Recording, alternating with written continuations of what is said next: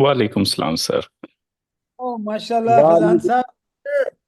Wonderful sir, वाह वाह वाह वाह। सर बहुत शुक्रिया सर। हॉलैंड एनशीडे सर, फैजान जी साहब। सर। जी सर। जी सर। Welcome welcome. मशवानी साहब, आप खैरियत से हैं सर? जी अल्हम्दुलिल्लाह सर। मैं आज सबसे पहले इसलिए आ गया कि मैंने कहा कि कल वाली आपकी शिकायत दूर हो जाए कि आते हुए जो है तो बहुत ज्यादा डिस्ट्रैक्शन आती है। तो मैंने माशाल्लाह, कहा बहुत मैं शुक्रिया सबसे सर। पहले ज्ञान करूँ ताकि वो मसला ही हल हो जाए। अच्छा, आप किस सब्जेक्ट के हैं सर? पीएचडी किस एरिया के हैं? मैं sir biological sciences. Biological sciences. जी जी, माशाल्लाह डॉक्टर साहब। ये मैं आपका आपका नाम आगे लिख देता हूँ, रीनेम कर देता हूँ जरा, तो डॉक्टर फैजान, ताकि वो थोड़ा सा हमारे, बहुत आपको तकलीफ दी है अपना फैजान साहब। अल्लाह आपको नो जज़ाए खैर प्रॉब्लम दे। Sir, any time. जी माशाल्लाह। लेकिन आप इंजॉय करेंगे आज, क्योंकि ये हमारे सिद्रा अख्तर साहबा जो हैं, ये भी एरिड एग्री। सिद्रा साहबा, आप किस सब्जेक्ट से हैं? डॉक्टर अली अस्सलाम साहब, वालेकुम आप भी? सर। जी वालेकुम सलाम। सर मैं मैनेजमेंट साइंसेज से हूँ, एचआर स्पेशलाइजेशन है मेरी। एचआर, माशाल्लाह सिद्रा साहबा। और डॉक्टर अली जो हैं, वो कहाँ से हैं? मैं सर जी अली साहब। Agriculture extension sir. Agriculture extension. और सरफराज साहब, सरफराज साहब, आप पे नाम पर रोशनी डालें। सरफराज बीबी, ये इस पर रोशनी डालें सर। कैसे हैं आप, ठीक है? अच्छा, आप खातून हैं? अच्छा अच्छा अच्छा, ओके। माशाल्लाह। डॉक्टर सर साहब बी आप, अच्छा मैंने, तो आप किस सब्जेक्ट की हैं ma'am? Computer science. Wow, IT, माशाल्लाह। कहाँ से पढ़ा पढ़ा आपने, और पीएचडी कहाँ से की? सर रिफा से, रिफा इंटरनेशनल यूनिवर्सिटी। माशाल्लाह, वंडरफुल जी। सो एरिड एग्रीकल्चर यूनिवर्सिटी एक यूनिवर्सिटी है जहाँ पर 12,000 स्टूडेंट्स हैं सर फैजान साहब। 12,000 स्टूडेंट्स हैं, और ये पिंडी के में है, और मरी रोड के ऊपर है, और इससे थ्राइविंग प्लेस। हम इसके ऊपर काम कर रहे हैं, 1 महीने का प्रोजेक्ट है। पहले आखिरी दिन इनकी हफ्ता पहले। इनकी ताहिर इकबाल साहब, वेलकम सर, एग्रीकल्चर हैं। सर अस्सलाम वालेकुम। सॉरी सर, वो अफ्तारी का टाइम था तो थोड़ा लेट हो गया आज। सब बात है, हाँ जी, अल्हम्दुलिल्लाह, अल्लाह का फजल है। अल्लाह ने आज रोजा रखने की तौफीक दी। बड़ा लंबा हाँ, रोजा था आज वैसे। हाँ जी गर्मी माशा। गर्मी भी बहुत थी।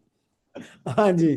तो ये अल्लाह ताला की मेहरबानी है कि आज, तो ताहिर इकबाल साहब ने पीएचडी की हुई है चाइना से जी फैजान साहब। एग्रीकल्चर इंजीनियरिंग से ताल्लुक है। और अदनान रियाज साहब किस चीज़ के हैं सर? सर मैं रेड एग्रीकल्चर से एजुकेशन डिपार्टमेंट का लेक्चरर हूँ और असिस्टेंट डायरेक्टर एडवांस स्टडीज हूँ। माशाल्लाह माशाल्लाह, जबरदस्त जी। तो मैं आपको आपको ना को होस्ट बनाऊंगा जी, डॉक्टर साहब, फैजान साहब। और मैं उससे पहले आपको थोड़ा सा इनकी जो यूनिवर्सिटी है उसका ज़ियारत थोड़ी सी करानी है।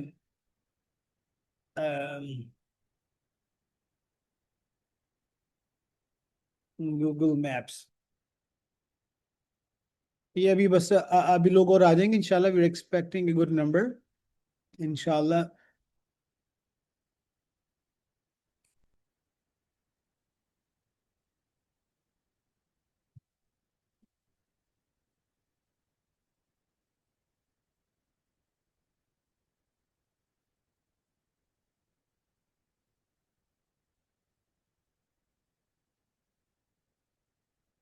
जी जनाब, बिस्मिल्लाह रहमान रहीम। तो बस जी जस्ट चंद मिनट में आ रहे हैं। डॉक्टर साहब, आपकी जो तालीम है ये भी ओके।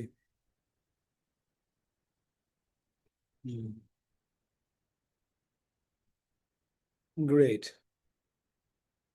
जी जनाब, फाद मसूद वट्टू साहब वेलकम। अनम शफीक साहब वेलकम। और जी माहीन बेटा, ज़रा मैसेज कर दिया आपने, आई अप्रिशिएट। तो मैं अभी थोड़ा सा, जी डॉक्टर साहब आपने, वंडरफुल जी, बिस्मिल्लाह रहमान रहीम। आपको नजर आ रहा है जनाब मैप इनका, हॉलैंड का? तो हम सफ़र में चलेंगे सर। हम डॉक्टर फैजान साहब जो हैं, यूनिवर्सिटी ऑफ 20 हॉलैंड के अंदर। तारिक बाल साहब देखे ना, ये फ्लक्चुएशन को अल्लाह भला करे, इसकी बरकत से हमारे दोस्त बन जाते हैं। अब डॉक्टर फैज़ान साहब जो हैं, डॉक्टर फैज़ान साहब, हुआ ये था कि अब आपको थोड़ा सा बताएं कि इनसे हम पहुंचे कैसे। यानी सरफराज बीबी साहबा, इन तक हम पहुंचे कैसे। तो हुआ ये कि वो मेरी एक कॉन्फ्रेंस थी यहाँ पे नीदरलैंड में। तो पिछले साल तो मैंने वहाँ जाना था। तो वहाँ पर हम सबसे पहले ये करते हैं कि वहाँ पर अपना बर्ड इन हैंड तलाश करते हैं, ऐसा बंदा जिसको हम जान सकते हो या जानते हो अपने नेटवर्क के थ्रू। तो वो फिर मैंने लिंक्डइन पे गया और मैंने देखा कि पाकिस्तानी स्टूडेंट्स इन नीदरलैंड्स, इन इंशीडे, ये जगह इंशीडे ये वाला, तो उसका देखा। तो वहाँ पर कुछ ग्रुप्स पता चल गए, वहाँ से एक पाकिस्तानी पता चल गया, वहाँ से फैज़ान साहब का पता चल गया कि ये पाकिस्तानी है। तो इस तरह अल्हम्दुलिल्लाह इनसे फिर हमने अर्ज़ किया कि मैं जर्मनी आ रहा हूँ और हॉलैंड में भी आना है। तो पाकिस्तानी कम्युनिटी अगर स्टूडेंट्स से अगर आप बात इकट्ठे कर सकें, ताकि हमारा एक विजन ये है कि पाकिस्तान के नौजवानों को एंटरप्रेन्योरियल माइंडसेट पे तैयार किया जाए, ताकि हर पाकिस्तानी नौजवान जो बाहर पढ़ रहा है और जो पाकिस्तान में है, वो क्रिएटिव, इनोवेटिव और ख़िदमत के लिए तैयार हो और अपनी ज़ात से निकल कर ख़ानदान, फैमिली, बरादरी, मुल्क को मिल्लत की रहनुमाई कर सके। तो अल्हम्दुलिल्लाह फैज़ान साहब की मेहरबानी, इन्होंने मेरा कनेक्ट हुए, इन्होंने ये पाकिस्तानियों के साथ मिलकर हमारे खाने का इंतज़ाम किया, एक जगह पर पाकिस्तानी कम्युनिटी को इकट्ठा किया। उसकी तस्वीरें भी गई हैं, वो भी मैं शेयर कर दूंगा, अभी इस वक्त याद नहीं रहा निकालना। तो फैज़ान साहब ने बड़ी मेहरबानी की, 12-15 लोगों को इकट्ठा किया और इस तरह अल्लाह ताला ने हमारे सफ़र को। तो जब डॉक्टर साहब से तारुफ हुआ तो पता चला ये मैथमेटिक्स के हैं और पता चला ये पाकिस्तान से हैं। और ये जनाब मुझे अब जगह भूल गई है। आप सर पिंडी के करीब ही रहते हैं फैज़ान साहब, इफ़ आई रिमेम्बर, वाकएंड था शायद, जी बिल्कुल, मैं वाकई से पढ़ा हूँ। वाकएंड से ताल्लुक है। और फिर ये कॉमसेट्स में आए, फिर पीएचडी मैथ मैथ में पढ़ा, फिर मैथ से ये हॉलैंड आए और हॉलैंड में इन्होंने जो जगह बनाई है दैट इज़ मार्वेलस। इन्होंने फिर पीएचडी की और कंप्यूटर साइंस पढ़ानी शुरू कर दी और आर्टिफिशियल इंटेलिजेंस में आ गए। तो कहाँ मैथ मैथ का हिस्सा तो है, लेकिन ज़ाहिर है इन्होंने उसमें दिलचस्पी शो की, एक्सेलेंस शो की। और फिर माशाल्लाह अल्लाह ने इनको अहलिया दी, वो भी प्रोफेसर हैं वहाँ पे, वो इलेक्ट्रिकल इंजीनियरिंग की हैं इफ़ आई रिमेम्बर। तो वहाँ से फिर इन्होंने माशाल्लाह, अल्लाह ने इनको वहाँ पर अच्छी पोजीशन दी, अल्लाह ने इनको अपना घर दिया और वहाँ पर पाकिस्तानी कम्युनिटी को भी लेकर चलते हैं। और मैंने इनसे जब पूछा कि आपकी स्किल्स और हॉबीज़ क्या हैं, तो उन्होंने बताया कि मुझे वेल्डिंग भी आती है और भी इससे कोर्सेज करते रहते हैं। तो हमें बड़ा अच्छा लगा कि ये जो कॉन्सेप्ट है कि मैं कैसे खुद भी सस्टेनेबल हूँ, कंट्रीब्यूशन भी करूँ। एक सब्जेक्ट है मैथ का है तो मैथ के साथ भी चीज़ें सीख लें, कंप्यूटर साइंस में जाएं एआई भी सीख लें, पढ़ाना भी सीख लें, कम्युनिटी को इकट्ठा करना भी सीख लें, ईद के ऊपर लोगों को इकट्ठा कर दें, पाकिस्तानियों को, बच्चों को, फैमिली को। तो ये एक जो जज्बा है, इस सब को हम एंटरप्रेन्योरल माइंडसेट कहते हैं। तो ये एनशीडे जगह रही हॉलैंड में। और मुझे जो 1992 में फैज़ान साहब, हॉलैंड गवर्नमेंट ने स्कॉलरशिप दिया था, मुझे स्कॉलरशिप दिया था टू स्टडी इन थाईलैंड। तो इसलिए मैं शुक्रगुजार हूँ नीदरलैंड की गवर्नमेंट का कि उन्होंने मेरी मेरी मेरी डेवलपमेंट में हिस्सा डाला है। अल्लाह उनको रिवॉर्ड दे, अल्लाह उनको हिदायत दे। तो ये सर नीदरलैंड का मुल्क है। और यूनिवर्सिटी ऑफ 20 के बारे में भी हम रिक्वेस्ट करेंगे कि थोड़ा सा फैज़ान साहब बता दें कि यहाँ पर क्या खूबी है इस मुल्क में, और यहाँ पे अगर कोई बंदा हमारा पोस्ट डॉक करना चाहे एग्रीकल्चर में, इंजीनियरिंग में, तो इनमें इनका क्या तरीका होगा। और वो काफ़ी सारे पाकिस्तानी वहाँ आए भी हुए हैं ना डॉक्टर साहब, वो जो वहाँ जी से जी। आए हुए हैं हमारे पेशावर से। और वो भी देखे ना माशाल्लाह पहुँच गए वहाँ पे सर। तो ये हमारे लिए बड़ी, ये हीरो है हमारे, इस लिहाज से हमारे हीरो हैं कि आम जगहों से पढ़े और उसके बाद, ये आपको स्क्रीन नज़र आ रही थी यूनिवर्सिटी ऑफ 20 की, ये एंटरप्रेन्योरियल यूनिवर्सिटी शुमार होती है यहाँ की। और ये देखें यूनिवर्सिटी ऑफ ट्वेंटे। तो यहाँ पर इन्होंने जनाब एक कमरा बुक कराया। और यहाँ पे world first from Netherlands radian and wheels electric competition Enduro motorcycle. तो ये जनाब how do you move water with electricity, पता नहीं R&D कर रहे हैं, मुस्तकिल R&D कर रहे हैं। तो जनाब ओवर टू हमारे प्यारे भाई फैजान साहब। सर थोड़ा सा आपका तारुफ कराना था। और यहाँ पर मोस्टली जो है प्रोफेसर हैं, और उसमें कुछ लोग KFC से भी तशरीफ लाएंगे, हमारे स्टूडेंट्स हैं। So thank you very much and over to Swat से आ गए KFC से माशाल्लाह, प्यारे भाई वेलकम। जी फैजान साहब it's over to you sir. मैं आपको पिन भी कर रहा हूँ ताकि आप जी आज आप दफ्तर में बैठे हैं सर। जी जी बिल्कुल दफ्तर में सर। माशाल्लाह जी वंडरफुल जी, ओवर टू यू सर। आपको कुछ स्लाइड्स नजर आई मेरी? अभी शेयर नहीं किया आपने सर, शेयर कर लें, अभी हुई नहीं। Yes share. अब हो रही, अब हो रही। जी अब होपफुली। ओह माशाल्लाह wonderful, we can see you sir. Okay okay that's good then. तो ये स्लाइड आ गई और मेरा ख्याल है उर्दू और इंग्लिश का मिक्स बेहतर रहेगा। हाँ उर्दू इंग्लिश मिक्स है सर। और इस ठीक वक्त है हमारे पास पूरे पाकिस्तान से लोग हैं, कुछ लोग जर्मनी से भी हमें ज्वाइन कर लेंगे इंशाल्लाह। जी जी और कराची से, लाहौर से, इस्लामाबाद से, और बहुत सारे फैकल्टी मेंबर्स भी हैं, कुछ स्टूडेंट्स भी हैं, कुछ KFC से लोग आए हुए हैं इंशाल्लाह। जी ओवर टू यू सर। जी बहुत शुक्रिया सर। बहुत शुक्रिया आपका मुझे बुलाने का। इट्स एन ऑनर और आई एम सो हैप्पी। इससे पहले कि मैं कुछ इसके बारे में आगे बात शुरू करूं, थोड़ा सा एक जोक सुना लेता हूं आपको, क्योंकि मैंने यहाँ पे हॉलैंड काटा हुआ और उसे नेदरलैंड किया हुआ है। तो इसके बारे में बताता हूँ। 2007 में जब हमने अप्लाई करना शुरू किया बाहर जाने का, किसी ने बताया कि भाई नेदरलैंड जाना है। तो मैंने कहा यार ये नेदरलैंड कहाँ होता है। हमारे एक टीचर थे, हमने उनसे पूछा कि सर ये नेदरलैंड कहाँ पे होता है। कहते हैं हॉलैंड का पता है जिसकी क्रिकेट टीम है। मैंने कहा हॉकी टीम है। मैंने कहा हाँ बिल्कुल पता है। कहते हैं वो नेदरलैंड होता है एक्चुअली।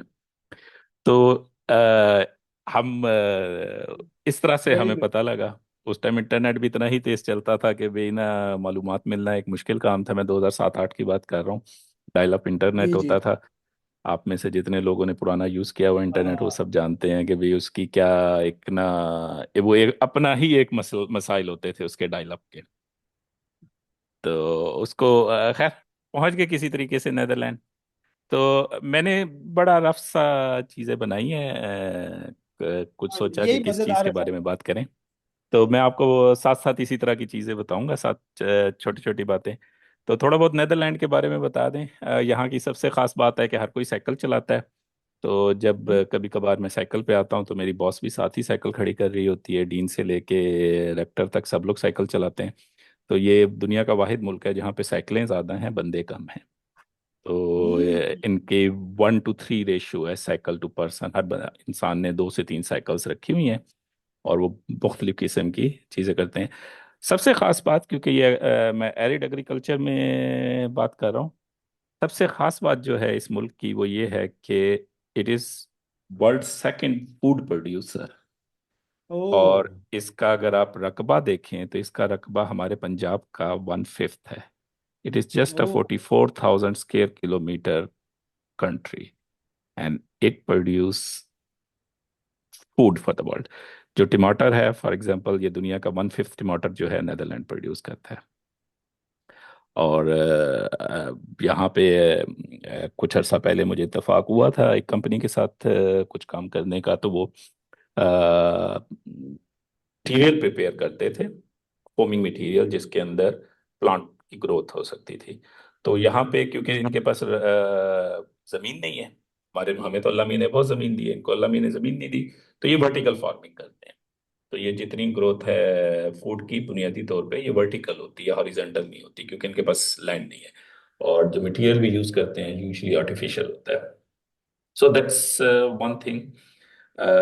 अगर हम नेदरलैंड की बात करें तो बुनियादी तौर पे एक सेकंड में इस पे अपना कर्सर कर लूँ। अब मेरा ख्याल है कर्सर आपको नज़र आ रहा होगा। तो हॉलैंड जो है वो सिर्फ 2 सूबे हैं इसके। नेदरलैंड के 12 सूबे हैं। तो हॉलैंड 2 सूबे हैं, नॉर्थ एंड साउथ हॉलैंड। वो सिर्फ एक कोने पे है वेस्ट में, क्योंकि वो दुनिया से जब पुराने ज़माने में ट्रेड होती थी तो वही लोग करते थे। और इसलिए वो दुनिया में हॉलैंड मशहूर हो गया, नेदरलैंड नहीं मशहूर हुआ। और बाकी जो मुल्क है इनके अपने अभी भी इनके कुछ जजीरे हैं अमेरिकास में। और वहाँ पे तो जो किंगडम ऑफ नेदरलैंड है वो उसका हिस्सा है अभी भी। तो यहाँ पे अभी भी बादशाहत है। जो हमारा करंट बादशाह है वो विलियम अलेक्जेंडर। तो इनके रिवाज है कि जैसे ही 67 की उम्र पे पहुंचते हैं बादशाह भी, वो भी रिटायर हो जाते हैं। वो कहते हैं कि बस ठीक है मैंने बहुत कर हाँ। लिया।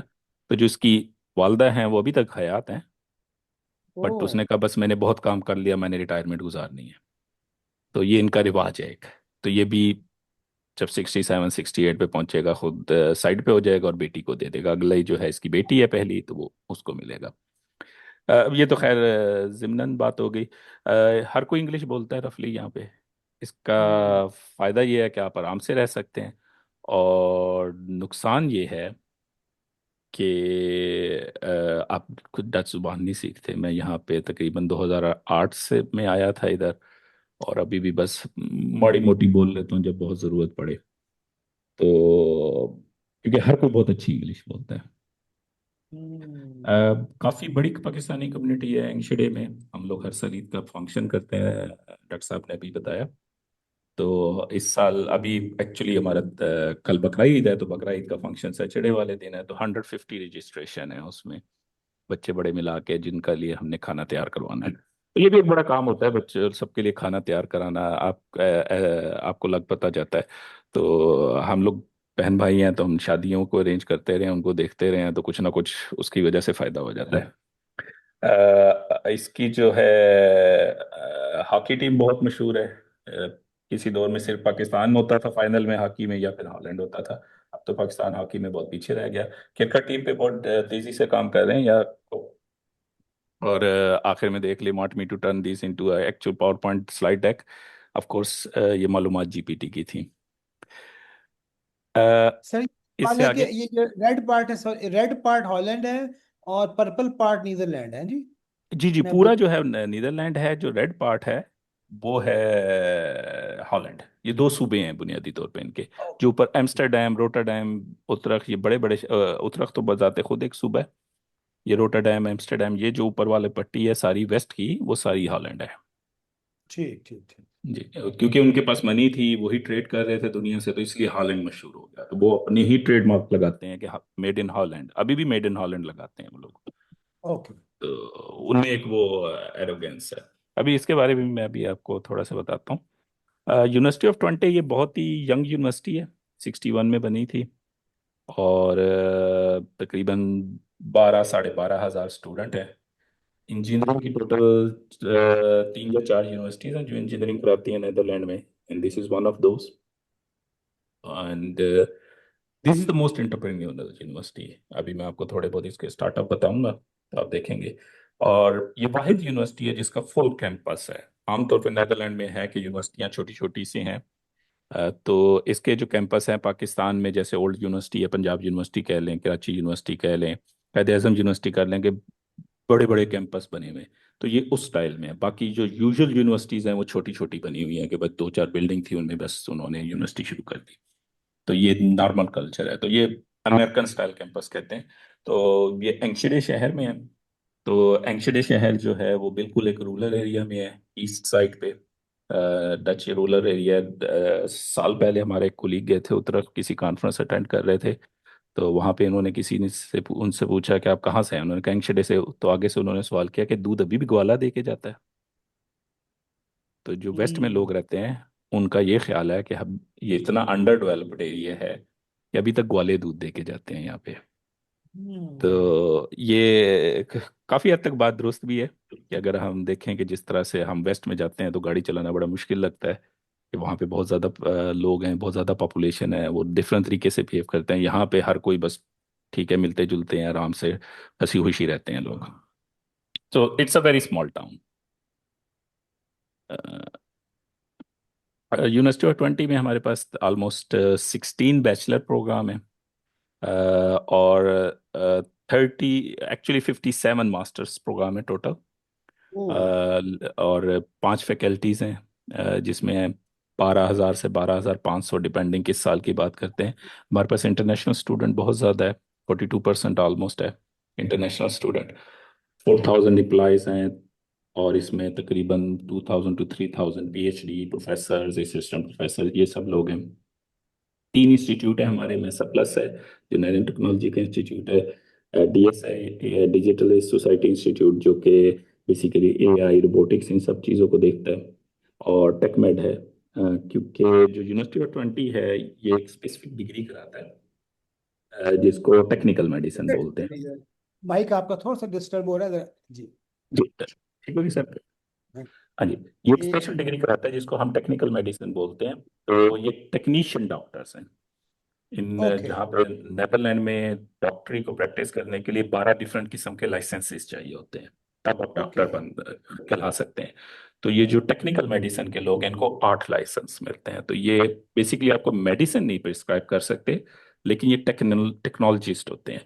जैसे फॉर एग्जांपल एक्सरे डेवलपमेंट, ठीक है, एक्सरे स्पेशलिस्ट, तो ये सारा काम ये टेक्निकल मेडिसिन वाले कराते हैं। तो टेकमेड सेंटर उसी के साथ है। फिर यहाँ पे फॉर एग्जांपल रोबोटिक सर्जरी के ऊपर काफ़ी काम हो रहा है कि रोबोट्स डेवलप करें जो सर्जरी कर सकें। तो नैनो टेक्नोलॉजी वालों के साथ मिलके नैनो मेडिसिन पे काम हो रहा है।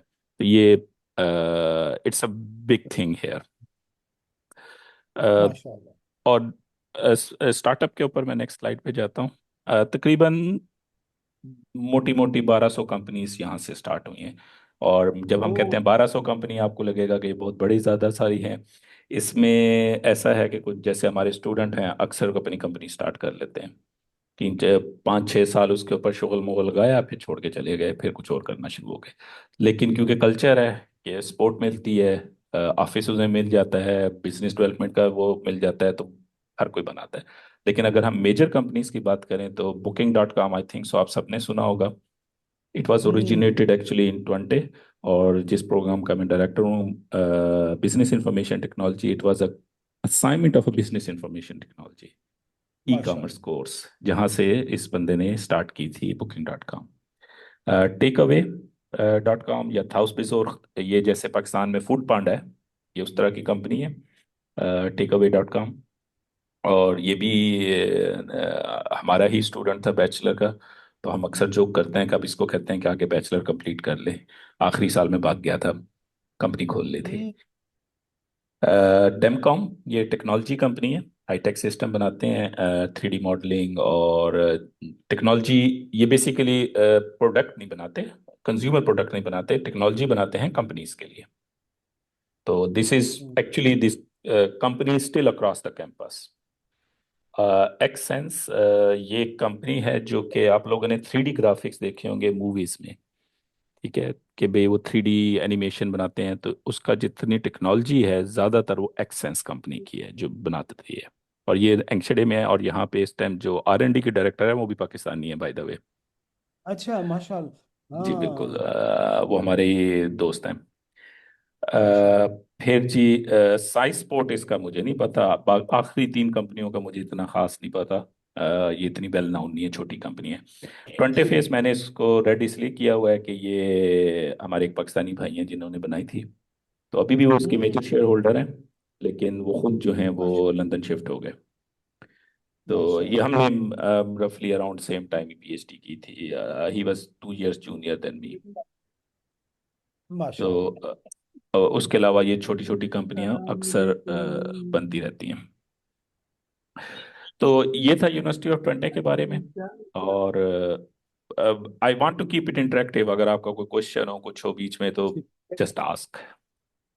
जी जी बिल्कुल जी, हाथ रेज कर सकते हैं, हाथ उसके बाद हम पूछ लेंगे जी। जी। अच्छा, इसके बाद जी, ये मेरे बारे में कुछ, ये बहुत सारी हाँ। जगहें हैं जहाँ पे मैं घूमता फिरता रहा हूँ। तो ज़्यादातर प्रेजेंटेशन मेरे ही बारे में है, तो मैं जब बना रहा था तो मैं सोच रहा था यार अपने बारे में कितनी देर बात करूंगा। तो साथ हम्म। साथ मैं आपको बताता जाता हूँ क्या क्या चलता है। सबसे पहले मैंने किया BS मैथमेटिक्स। जी। BS मैथमेटिक्स क्यों किया? BS मैथमेटिक्स इसलिए किया कि FSC में थोड़े नंबर आए थे पाकिस्तान का। हम्म। 2002 क्या सोचें अगर आप, अच्छा, तो उस टाइम तो ये दो सर ही कॉलेज बातें से होती किया थी। आपने, सर कॉलेज से? जी जी, मैं इसको आपको पूरी डिटेल बताता हूँ। तो ये हमने जब एफएससी की, तो उस टाइम ये था कि या तो इंजीनियरिंग यूनिवर्सिटी में चले जाएं, या फिर आप डबल मैथ फिजिक्स कर लें। तो यही दो ऑप्शन होते थे। इंजीनियरिंग यूनिवर्सिटी में दाखिला नहीं हुआ क्योंकि नंबर थोड़े थे एफएससी में। तो हमने कभी ये कॉमसेट्स वालों ने उस टाइम नया नया बीएस मैथमेटिक्स स्टार्ट किया था 4 ईयर का। ये फर्स्ट बैच थे, हम अच्छा। लोग इनिशियल बैच में थे। तो बड़े भाई ने कहा कि यार जाके यही कर लो, कुछ ना हुआ तो तुम्हें बाद में कंप्यूटर साइंस करा देंगे एम ओ। मास्टर्स में। तो चले गए करने, पढ़ने लग गए। लेकिन किस्मत अच्छी, वहां पे गए कॉमसेट्स का, अगर आप लोगों को आइडिया हो तो उस टाइम जितने पाकिस्तान के मैथमेटिशियन थे वो सारे कॉमसेट्स में आ जाते थे किसी वजह से। वजह क्या थी कि जुनेद जैदी साहब जो उसके रेक्टर थे, हाँ वो खुद जी। मैथमेटिशियन थे। तो वो सबको ही किसी ना किसी तरीके से ले आते थे। तो इज अ वेरी वो गुड ये पर्सन। हुआ कि जी जी बिल्कुल। तो वो हमारे टीचर भी हैं, हमें भी पढ़ाया है उन्होंने। तो उन्होंने बहुत सारे अच्छे टीचर इकट्ठे कर लिए, तो बस वहीं से पढ़ना शुरू कर दिया मैथ। अब पढ़ना था पढ़ा, और जब ख़त्म किया तो बीएस ख़त्म किया फौरन उन्होंने हमें लेक्चरर रख लिया। उस दो एक साल वहाँ पे लेक्चरर रहा। उसके बाद तो मेरा जो बैचलर था वो कॉमसेट्स इस्लामाबाद से था। तो ये फर्स्ट टाइम बैचलर थे जो 4 साल का मैथ था। तो जिससे भी बात करते थे वो कहते थे यार इसका कोई फ्यूचर नहीं है। तो ये मैंने ओह। बहुत सुना है जिंदगी में हमेशा कि भाई यार इसका तो कोई फ्यूचर नहीं है, इसकी तो कोई जॉब नहीं मिलेगी आपको। और हकीकत ये है कि अगस्त में मेरा बैचलर ख़त्म हुआ था, और मुझे उन्होंने बता दिया था कि हम आपको रख रहे हैं जॉब पे। तो बस वो जो एडमिनिस्ट्रेटिव काम होते हैं वो ख़त्म होने दें। और अक्टूबर में हम जॉब कर रहे थे, पढ़ा रहे थे उधर कॉन्सर्ट्स में। तो इसी तरह से फिर आगे चलती रही जिंदगी। उसके बाद मैं हॉलैंड आ गया 2008 में मास्टर्स करने। वो और कैसे आए सर? हॉलैंड पे मैं आया था एचईसी के स्कॉलरशिप पे। ओके। और यही जो आपको बताया कि बस सेलेक्ट किया कि जाना है। जर्मनी में लैंग्वेज का प्रॉब्लम था, फ्रांस में लैंग्वेज का प्रॉब्लम था, स्वीडन में भी कुछ था प्रॉब्लम। तो हमने कहा हॉलैंड चले जाते हैं, किसी ने बताया हॉलैंड चले जाओ, हम हॉलैंड आ गए। तो मतलब कि जिंदगी आपको ले जाती है कहीं पे। तो 2008 में मैं हॉलैंड आ गया। आपने शायद पिछली स्लाइड पे देखा हो, मैंने कहा कि अभी मैंने 4 रिसर्च पेपर लिखे थे जब बैचलर किया था। तो मुझे लगता था कि मैं बहुत ही तीस मार खान हूँ, कि मैंने बहुत हम्म। का दुनिया में कारनामा किया। जब यहाँ पे एफएससी जब मास्टर्स करने आए, तो टीचर ने पहला लेक्चर दिया, पहला half lecture, half part of the lecture. यहाँ पे रिवाज है कि आपको लेक्चर देते हैं 45 मिनट का, फिर आपकी ब्रेक होती है 15 मिनट की, फिर 45 मिनट होते हैं। तो ये रेगुलर हमारा पैटर्न होता है लेक्चर का। उन्होंने 45 मिनट का लेक्चर दिया। मैं कहा यार ये तो बड़ा आसान लेक्चर दिया इन्होंने, तो ये तो कोई मसला ही नहीं है। तो जब वो वापस आए आधे हाफ आवर के बाद, वो कहते हैं अच्छा ये जो मैं डिस्का अभी बताया ना, ये तुम इन लोगों को बैचलर के फर्स्ट ईयर में पढ़ लेना चाहिए था। ठीक है, हम्म। और जो अब मैं पढ़ाने लगूंगा वो आप लोगों को आना चाहिए, वो मास्टर्स है। उसके बाद उन्होंने काफी धुएं निकलवाए मास्टर्स करते करते। लग पता गया। मैं अभी भी कहता हूँ मेरा मास्टर ज्यादा मुश्किल था बैचलर से। मास्टर जो था पीएचडी से बहुत मुश्किल था, क्योंकि मैथ का हम्म। मास्टर, और यहाँ पे तो ये सोचते ही हवा में है। ये तो कहते हैं हवा में लिखना किसने होता है, करना किसने होता है। आप लोग सोचो, इमेजिन करो इन चीज़ों को, तब होगा। तो that was the struggle, a big struggle. 2 साल का मास्टर, लेकिन फिर भी मैंने तकरीबन पौने 2 साल में ख़त्म कर लिया, अल्लाह अल्लाह करके। कुछ उस्तादों ने मेहनत के हेल्प की, कुछ खुद रातों को जागना पड़ा, लेकिन ख़त्म हो गया, अल्लाह ने किया मास्टर्स। फिर फौरन पीएचडी शुरू कर दी उधर ही। और पीएचडी मेरा शुरू में था पाकिस्तान में, यहाँ पे शायद कोई मैथ के हों भाईजान। तो पाकिस्तान में फ्लूइड मैथमेटिक्स में पीएचडी सबसे ज़्यादा कराई जाती है। हम्म। तो आपको हर मैथमेटिक्स डिपार्टमेंट में फ्लूइड मैकेनिक्स के बेहिसाब लोग मिल जाएंगे, क्योंकि एक वक्त था जब सलीम असगर साहब थे उधर कायद आज़म यूनिवर्सिटी में। तो वो ही सब गुड मैथमेटिशियन, उन्होंने ये शुरू किया। फिर तसव्वुर हयात साहब आ गए, तो फिर वो एक सिलसिला चल पड़ा कि बहुत ज़्यादा लोग फ्लूइड मैकेनिक्स करते हैं। और तो मैंने ये सोच लिया था कि मैंने फ्लूइड मैकेनिक्स नहीं पढ़नी। क्योंकि हर कोई वो पढ़ता है। तो जब माशाल्लाह। नहीं पढ़नी तो अब क्या करें। तो यहाँ पे फिर आए, टीचर से बात हुई, तो मैंने सब्जेक्ट भी वो चूज़ किए जो कि फ्लूइड मैकेनिक्स में ना जाना पड़े, कि फिजिक्स मुझे कुछ खास समझ नहीं आती थी। मैं मैथमेटिशियन हूँ लेकिन मुझे फिजिक्स इतनी कोई ना पल्ले नहीं पड़ती थी मेरे। हम्म। तो इसलिए फिर चलते रहे। तो जब पीएचडी शुरू की तो मैंने पीएचडी शुरू की मैथमेटिकल ऑप्टिमाइजेशन में। हम्म। उसका आइडिया ये था कि भाई हम लोग ना एक न्यूमेरिकल मेथड तैयार करेंगे, नई क्लास ऑफ ऑप्टिमाइजेशन मेथड का, and that will be end of it, 3 साल लगेंगे, अल्लाह अल्लाह खैर सल्ला पीएचडी खत्म हो जाएगी। मैंने कहा चले ठीक है, ये तो बड़ा आसान सा काम लग रहा है। न्यूमेरिकल मेथड पे तो बहुत हाथ बैठा हुआ था मेरा, मैंने पाकिस्तान में भी बहुत पेपर वो सारे उस पे लिखे हुए थे। जब मास्टर्स किया तो उसमें भी जो अच्छे ग्रेड आए वो सारे न्यूमेरिकल मेथड में आए। काम शुरू कर दिया। 6 महीने गुजरे तो पता चला कि अब तो हमारे पास तो थ्योरी ही डेवलप नहीं हुई कि हम न्यूमेरिक्स कहाँ से उसका करेंगे। थ्योरी ही हम्म। एग्जिस्ट नहीं करती, तो अब क्या करें। फिर 3 साल अगले थ्योरी डेवलप करने में लगाए, अच्छा। और न्यूमेरिक्स छोड़ दी। फिर सारी जो अब जो मेरा पीएचडी का थीसिस है, it's just a list of theorems, that's it. हालांकि मैंने अच्छा। सोचा था जिंदगी में कि कभी भी ना प्योर मैथ नहीं पढ़ना, लेकिन Puta पढ़ा। sí. जी जी। अच्छा, ये था सिलसिला। तो ये मैंने अपने बैचलर के दौरान ज्यादा पेपर लिखे थे, मास्टर्स के दौरान कम लिखे थे। मास्टर्स के दौरान 2 ही पेपर मेरे पब्लिश हुए थे, पीएचडी के दौरान सॉरी, और तीसरा जो था वो प्रेस में था। तो this is how I finish my PhD. 2014 में मैंने पीएचडी खत्म कर ली थी। तो उसके माशाल्लाह। बाद मैंने कहा कि यार अच्छा अब क्या करेंगे, मेरा इरादा था पाकिस्तान वापस जाने का। तो मैंने कहा सोचा कि क्या किया जाए, तो मुझे किसी ने बताया कि आइंधवन यूनिवर्सिटी में इंडस्ट्रियल मैथमेटिक्स में एंगडी कराते हैं। अब मैंने कहा ये एंगडी क्या बला होती है। हाँ। तो इसको कहते हैं engineering doctorate, professional hmm. Doctorate in engineering actually. ये जी पोस्ट जी डॉक जी। नहीं होती, ये बेसिकली मास्टर्स और पीएचडी के दरमियान की कोई चीज़ होती है। तो आमतौर पे लोग मास्टर्स के बात करते हैं।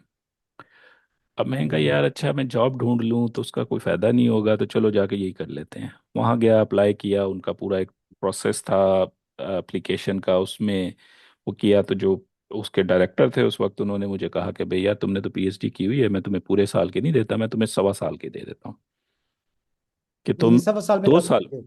2 साल में नहीं तुमने ख़त्म करनी, तुमने 2.25 साल में ख़त्म करनी। मैंने कहा अच्छा तो इसका मुझे फ़ायदा क्या होगा। कहते हैं जो पैसे मैंने तुम्हें 2 साल में देने हैं मैं तुम्हें 1.25 साल में दे दूँ। ओके। मैंने कहा ये तो बल्ले बल्ले होगी मेरी। स्कॉलरशिप तो होगी सिंपल। मैं कहा चलें ये तो अच्छा हो गया फिर तो। उस टाइम मेरे 2 बच्चे भी हो चुके थे, वाइफ की पीएचडी ख़त्म हो रही थी, तो वो भी उनके पास भी जॉब नहीं थी। तो मैंने कहा चलो ये तो मुझे डबल फायदा हो गया, चलो अच्छे पैसे मिल जाएंगे। तो हमने वो शुरू कर दिया। ये वो टाइम है जब मैंने डाटा साइंस और एआई सीखना शुरू किया खुद, ओके, ये खुद सीखना शुरू सेल्फ किया। लर्निंग, खुद सीखना शुरू किया। क्योंकि इस उन्होंने मुझे हायर कर लिया, और उस टाइम ये 2014 की बात है, उस टाइम ये टेक ऑफ कर रही थी चीज़ें चीज़ें मौजूद थी लेकिन बहुत ज़्यादा लोग नहीं करते थे। तो फिलिप्स का एक प्रोजेक्ट था जिस पे मुझे उन्होंने हायर किया कि मैंने सिर्फ उनके लिए काम करना है। तो फिलिप्स काफ़ी चीज़ों में आगे है। तो अभी आप लोगों में से ज़्यादातर लोगों ने स्मार्ट वॉचेस पहनी हुई हैं, तो उसके नीचे से एक ग्रीन लाइट निकलती है, ठीक है। हम्म। और वो जो ग्रीन लाइट है पीपीजी होती है, ये फिलिप्स की टेक्नोलॉजी है जो उन्होंने बहुत सारी कंपनियों को वो की हुई है। तो हम लोगों ने उससे स्लीप डिटेक्ट करनी थी कि भाई स्लीप के पैटर्न्स क्या हैं। तो अभी तो आप लोग घड़ियों पे देखते हैं तो वो बता देता है कि आप सोए हैं, ठीक तरह से सोए हैं, नहीं सोए। तो 10 साल पहले ये घड़ियां नहीं थी और ये टेक्नोलॉजी भी इतनी स्ट्रांग नहीं थी। 12 साल पहले, मैं 2014 की बात कर रहा हूँ, सितंबर में स्टार्ट किया था। तो उस टाइम ये एल्गोरिदम डेवलप हो रहे थे। तो that was one of the thing which I worked on at that time. तो उसमें बड़ी स्ट्रगल थी, क्योंकि जो जितने साथ थे वो या तो कंप्यूटर साइंस के लोग थे या इलेक्ट्रिकल इंजीनियरिंग के लोग थे। मैं मैथमेटिक्स का, मैं हवा में सोचने वाला, वो प्रैक्टिकल काम करने वाले। तो हमेशा ही हम्म। हमारा कोई ना कोई शुगल चलता रहता था आपस में। तो उसका एक एप्लीकेशन हमने ये बनाई कि सादी सी एप्लीकेशन ये थी कि हमने स्ट्रेस कंप्यूटिंग का एल्गोरिदम कंप्यूट देखा। तो आपको ये मैप पे नज़र आ रहा है, ये एक ड्राइवर हम्म। की ड्राइविंग थी। तो बेसिकली ड्राइवर ड्राइव कर रहा है तो हम ये मॉनिटर कर रहे हैं कि वो स्ट्रेस्ड है कि नहीं है। क्योंकि अगर वो स्ट्रेस्ड है तो हमने उसे कहना रुक जा भाई, मारेगा किसी को। ये लॉरी ड्राइवर की बात हो रही है, बड़े जो ट्राले चलाते हैं। और ये अब हमने किया और उसके बाद इसको वैलिडेट किया कि भाई हाँ जी वाकई ही वो स्ट्रेस थे कि नहीं थे, तो इसमें काफ़ी सक्सेसफुल रहा ये। एंगडी ख़त्म हो गई। तो उसके बाद क्या करते हैं, हमने कहा चलो वापस चले जाते हैं घर। हम घर वापस आ गए पाकिस्तान में। तो जब मैं पाकिस्तान आ रहा था तो दो जगहों पे मैंने इंटरव्यू दिया। एक आईएसटी में, वहाँ पे मेरे एक टीचर होते थे, उन्होंने मुझे कहा कि इंटरव्यू के लिए बुला लिया। एक इंस्टीट्यूट लम्स ऑफ में किया। स्पेस जी, इंस्टीट्यूट ऑफ स्पेस टेक्नोलॉजी। और तो दोनों लाहौर जगह में। पे। जी जी, दूसरा लम्स में। तो दोनों जगह अल्लाह ने किया सिलेक्शन हो गई। तो लेकिन कुछ पर्सनल था, चीज़ें थी, घर में भी थी। मैं बेसिकली पिंडी इस्लामाबाद भाग के अराउंड हूँ, तो ये इंस्टीट्यूट ऑफ स्पेस टेक्नोलॉजी घर के करीब था। तो दूसरा जो टीचर थे उन्होंने कहा यार आज यहाँ पे ना काफ़ी चीज़ें डेवलप करने की हैं। उन्होंने नया नया मास्टर्स प्रोग्राम और बैच पीएचडी प्रोग्राम शुरू किया था। कहते हैं बहुत सारी चीज़ें डेवलप करनी है कि मिल के करेंगे। तो लेकिन इससे पहले कि मैं ज्वाइन करता तो उन्होंने मुझे पाकिस्तान भी दिखाना था थोड़ा सा। तो मैं तो हॉलैंड का आदी हो गया था कि हर चीज़ ब्यूरोक्रेसी में आसान है, हर चीज़ ऑनलाइन है, आपको कोई मसला ही नहीं है। हमने कॉन्फ्रेंस में भी जाना होता था, बस सेक्रेटरी को बता देते थे कॉन्फ्रेंस पे जाना है। उनको बता, वो पूछ लेती थी कि हाँ जी कितने एडवांस आपके उसमें कर लें। हम बता देते थे, टिकट बुक की, चले गए, कॉन्फ्रेंस से वापस आए, रसीदें दी, पैसे आ जाते थे अकाउंट में। या अगर एडवांस लेके गए होते उसमें से डिडक्ट होके जो बकाया थे हम वापस कर देते थे। बड़ा आसान सा काम था। सबसे पहला काम था कि हम HEC गए डिग्री टेस्ट कराने। जी।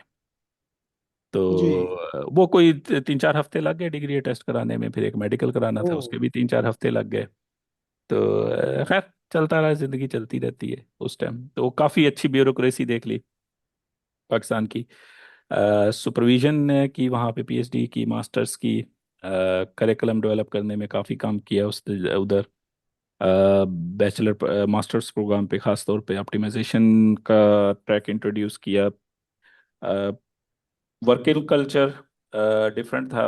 ये मेरी एक ज़ाती राय है, आई डोंट नो आप लोगों में से कितने लोगों ने यूरोप से पीएचडी की है। लेकिन मेरी ज़ाती राय ये है कि जो हम लोग यूरोप से पीएचडी करके जाते हैं साइंसेस में, पाकिस्तान के कल्चर में मिसफिट हैं। जो एजुकेशनल, जी। जो एकेडेमिया का कल्चर है, क्योंकि हमें यहाँ पे ये सिखाया जाता है कि ये बात नहीं थी कि मैंने पीएचडी में काम थोड़ा किया था। हमारे सुपरवाइजर प्रोफेसर कहते थे पेपर लिखना किस लिए आपने, why you need a paper. तो उन्हें बड़े हम्म। मुश्किल से कन्विंस करना पड़ा था कि भाई हम लोगों ने जहाँ पे नौकरी करनी है वहां पे तो पेपर ही लिखा जाता है। वो कहते हैं no, it's the knowledge, it's the authority that matters. और वो साहब अच्छा। अब मेरे सुपरवाइजर फौत हो चुके हैं। तो उन्होंने 60 पेपर टोटल जिंदगी में लिखे थे। हम्म। और उनके ये था कि हम किसी कॉन्फ्रेंस में गए फ्रांस में, और वहाँ पे लंच कर रहे थे। तब मैं पी पाकिस्तान में ही जॉब कर रहा था तो गया हुआ था। तो वहाँ पे एक जापानीज प्रोफेसर आए हुए थे। तो हमने जिक्र किया, बातों में बात चली। अच्छा, मैंने कहा हाँ मैंने उनके साथ किया है। तो जापानीज प्रोफेसर खड़े हो गए अपनी कुर्सी से और मुझे झुक के सलाम किया। कहते हैं कि भाई जब कभी मिलो मेरा सलाम पहुंचा देना, ही इज द लेजेंड। और उन्होंने हम्म। 60 पेपर लिखे थे, मेरे सुपरवाइजर ने। तो यहाँ पे तो ये कल्चर था, लेकिन पाकिस्तान में तो कम्प्लीटली डिफरेंट कल्चर है। और हमें क्योंकि हम्म। उस तरह से बहुत तेजी से लिखने की आदत नहीं होती, तो कोप करना डिफरेंट है। तो ये this is a different working culture completely. तो अभी भी आप देख लें कि जितने लोगों को मैं जानता हूँ, मेरे बहुत सारे दोस्त यार हैं जिन्होंने बाहर से पीएचडी की। तो जब यूरोप से वो पीएचडी करके गए हैं, या तो वो पाकिस्तान में फिट इन नहीं हो सके, अगर पाकिस्तान में उनको किसी भी वजह से रह रहे हैं तो वो ग्रो नहीं कर सके। और ये हम्म। कल्चरल डिफरेंस है बहुत बड़ा। जबकि अगर किसी ने लोकल पीएचडी की हुई है, because they are part of the culture, so they know how to survive. So this is the big big thing there. Hmm. फिर अक्सर ये भी हो जाता था कि अगर हम कोई चेंज बता दे तो कहते हैं नहीं यहाँ पे ऐसे नहीं होता, जहाँ से है वहाँ पे ऐसे होता था। तो ये भी कभी कभी ओ। अर्ज होता था। तो anyways it was a brilliant time. बहुत कुछ सीखा, बहुत कुछ किया उधर। और एक वक्त आया कि दिल किया कि चलें यार वापस चलते हैं। कहाँ वापस चलते हैं, हमने कहा चलो हॉलैंड चलते हैं, क्योंकि हॉलैंड का तो पता था। तो मैंने सक्शन में गया। तो वहाँ पे उनको प्रोग्रामिंग का टीचर चाहिए था।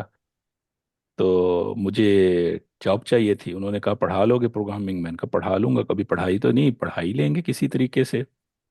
तो उन्होंने कहा अच्छा, ऑब्जेक्ट ओरिएंटेड प्रोग्रामिंग पढ़ानी है जावा में। तो वो बैचलर के दौरान किसी वक्त में हमें शौक चढ़ा था खुद कि हमारे एक टीचर ने हमें थोड़ा बहुत जावा पढ़ा दिया, तो उस तो शौकिया तौर पे बहुत सारे प्रोजेक्ट खुद ही करते रहते थे। एक और दोस्त था, उसके साथ मिलके तो हम लोग ये शुगल करते रहते थे जावा का। तो उनके साथ जावा पढ़ा लिया। लेट्स से स्टोरीज कि भाई उन्होंने मेरा क्या देखा क्या नहीं देखा, उन्होंने मुझे जॉब पे रख लिया। साथ ही जब मैंने उनके साथ जॉब शुरू की, क्योंकि मेरा एम्बिशन नहीं था ये यूनिवर्सिटी ऑफ अप्लाइड साइंसेज है, मेरा एम्बिशन जो था कि रिसर्च यूनिवर्सिटी में मैंने वापस एंड अप होना है। तो मैंने उन्हें कहा कि अच्छा मैं पार्ट टाइम आपके पास जॉब करूंगा। हालैंड में बहुत ज़्यादा कल्चर है पार्ट टाइम जॉब का। Still I am part time employ of the section and part time employ of the University of Toronto. तो उनके एक रिसर्च ग्रुप था, एम्बिएंट इंटेलिजेंस, उसमें मैंने पार्ट टाइम रिसर्चर की जॉब शुरू कर दी। अब इनका बड़ा अच्छा सेट, बड़ा मजे का सेटअप है यूनिवर्सिटी ऑफ अप्लाइड साइंसेज का। वो इस तरह से कि ये कंपनियों के पास जाते हैं, कहते हैं हम आपका प्रॉब्लम सॉल्व करते हैं, आप हमारे रिसर्चर की जो तनख्वाह है वो दे दें। अब क्योंकि यहाँ पे कंपनीज जो हैं वो बहुत ज़्यादा इनोवेटिव टेक्नोलॉजीज पे काम कर रही हैं, ठीक है, जो कि डिफरेंट कल्चर है पाकिस्तान से। ठीक है, इससे पहले कि कंपैरिजन आ जाए कि हाँ जी पाकिस्तान में क्यों नहीं हम ये कर सकते, हमारे पास जो पाकिस्तान में जितनी मैन्युफैक्चरिंग हो रही है वो इस्टेब्लिश टेक्नोलॉजीज पे हो रही है। टेक्सटाइल मैन्युफैक्चर हो रही है, टेक्सटाइल की जो मैन्युफैक्चरिंग की मशीन है वो बहुत, technology is not new technology. जो यहाँ पे हो रही है वो टेक्निकल टेक्नोलॉजी पे काम हो रहा है। ठीक है, जब टेक्नोलॉजी पे काम हो रहा है तो उसके लिए आपको नई टेक्नोलॉजी हर रोज डेवलप करनी पड़ती है। एक ये डिफरेंस है। दूसरा डिफरेंस ये है, इन्हें इनोवेशन करनी है, ऑटोमेशन करनी है, क्योंकि यहाँ पे मैन पावर नहीं है। पाकिस्तान में तो उसको ऑटोमेट करने की क्या जरूरत है, मशीन को जरूरत ही क्या है? चार बंदे खड़े कर दो, बटन दबाते रहेंगे सारा दिन, महीने के आखिर में 40-50 हज़ार रुपए लेंगे, अल्लाह अल्लाह खैर सलाम। तो ये एक बहुत बड़ा डिफरेंस है मैन्युफैक्चरिंग सिस्टम का यहाँ पे। तो यहाँ पे क्यों प्रॉब्लम अकर होते हैं, क्योंकि मैन पावर कम है, और जो जो थोड़ी बहुत ही चीजें प्रोड्यूस हो रही हैं, बहुत कम प्रोडक्शन है यहाँ पे, वो बहुत कटिंग एज है। तो they need innovation every few years to be able to do it. For example, अगर बाल बेरिंग प्रोड्यूस हो रहा है तो उसकी जो फ्रिक्शन की एक्यूरेसी चाहिए वो बहुत हाई है। ठीक है, जो कि अचीव करना एक बड़ा प्रॉब्लम है। उसको क्वालिटी एश्योरेंस चेक करना बड़ा मसला है। पूरा का पूरा बैच डिस्कार्ड हो जाए तो वो आपके ऊपर बहुत बड़ा डेंट आता है। तो that solve the problems. And ये जो मैंने बाल बेरिंग की एग्जांपल दिया है, this was a real case which we were working with. दूसरी चीज, एक और आपको बताता हूँ, शायद आपके लिए हैरानी की बात हो, क्योंकि हम अक्सर सुनते हैं कि हमारा जी पाकिस्तान रेलवे का इंफ्रास्ट्रक्चर एज्ड हो गया है और हमें नहीं पता कि उसको कैसे करें। यहाँ पे भी यही मसला है। ठीक है, इनका ड्रीम है कि यूरोप के एक कोने से ट्रेन चले और दूसरे कोने तक चली जाए और उसकी न बोगी ना बदलनी पड़े। जर्मन बोगी का साइज डिफरेंट है, हालैंड में 4 डिफरेंट साइज की ट्रेनें चल रही हैं। ठीक है, उसके लिए डिफरेंट गेज की पटरी पड़ी हुई है। अब ये पूरा इंफ्रास्ट्रक्चर की मॉनिटरिंग जो है ना, दत्ते सारा है। तो हमने 2 साल पहले एक प्रोजेक्ट किया था उसमें। स्पीकर हिल गया थोड़ा सा फैजान साहब, जी जी। आपके स्पीकर हिल गया थोड़ा सा जी, स्पीकर। सॉरी, आप ठीक हो गया? जी बेहतर हो गया जी। जी। तो उसमें ये है कि हमने मॉनिटरिंग का प्रोजेक्ट किया था कि भाई मॉनिटर कैसे किया जाए रेलवे इंफ्रास्ट्रक्चर को, कि वी फाउंड ऐसे सिचुएशन कि कहाँ पे क्या मौजूद है। आपकी तो आवाज सही नहीं आ रही सर। जी, अब बेहतर हुआ? एक सेकेंड, मैं इसको दोबारा चेक कर लेता हूँ।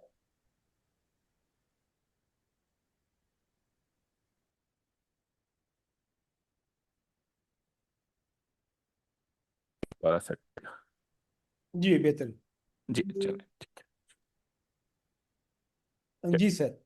तो मैं आपको उसका बता रहा था रेलवे इंफ्रास्ट्रक्चर का, कि एज ए सिचुएशन को मॉनिटर करने के लिए टेक्नोलॉजी डेवलप करनी थी कि भाई ह्यूमन तो है नहीं कि वो जाके चेक करे, कि भाई हम किसी तरीके से ऑटोमेटिकली डिटेक्शन कर ले। And it was a big issue, big big computer vision problem. यहाँ पे कुछ कंप्यूटर साइंस के लोग हैं, शायद वो समझ सकें कि computer vision is not cheap to do for such an infrastructure. क्योंकि आपके पास जो रेलवे की जो इलेक्ट्रिकल लाइन है ऊपर, उसमें जो कंपोनेंट होते हैं वो 3 सेंटीमीटर से लेके 67 मीटर का कंपोनेंट होता है एक। अब वो सारी वेरिएशन है उसमें, और उन सबको डिटेक्ट करना है हमने separately, and that was a big issue. We did some things there.